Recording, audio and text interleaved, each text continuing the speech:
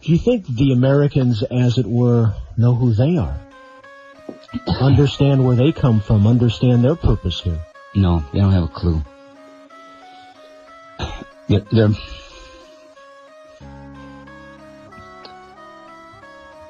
I mean, not to misunderstand, but the American people, the Americans, they are the descendants of tribes also. So they have a tribal ancestry.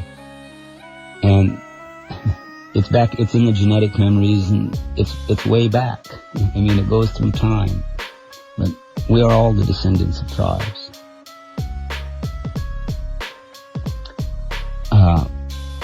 I think that when I look around America, that memory isn't there. It's just not there.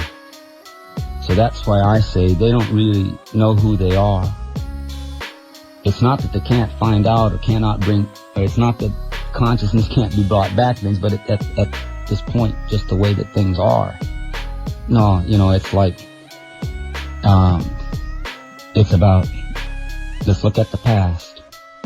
We live in a society that does not follow the teachings of its past. Its commandments, or whatever you want to call it, right? But it's religious moral values. All right, I don't necessarily agree that that's really what it's all about. I think it's about responsibility. But we live in a technologic society that follows a dominator male god, and they say that they speak that they follow a religious moral value. But we live in a society that does not follow that religious moral value about coveting and stealing and killing and all the stuff. The worship of false idols and things like that. I mean, the society listens to none of those teachings. So I see that, to me, it's like they don't feel any sense of spiritual relationship, continuity to their own ancestry, their ancestral past. And at the state of mental confusion that exists, that's called normalcy.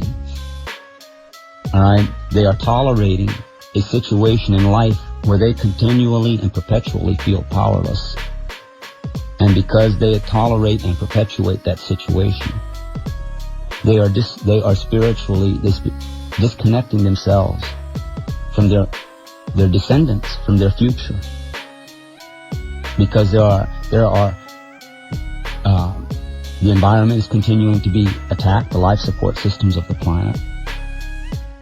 The systems of authority that call themselves government and business, they are entrenching this wage slave system it's inflation and recession and $1 trillion national debts and things. But see, what it is in the end is it's a form of an economic enslavement of our children and their children and their children. See? So it's like we live in a contemporary society that doesn't know who it is. They just don't know who they are. And this situation has become created.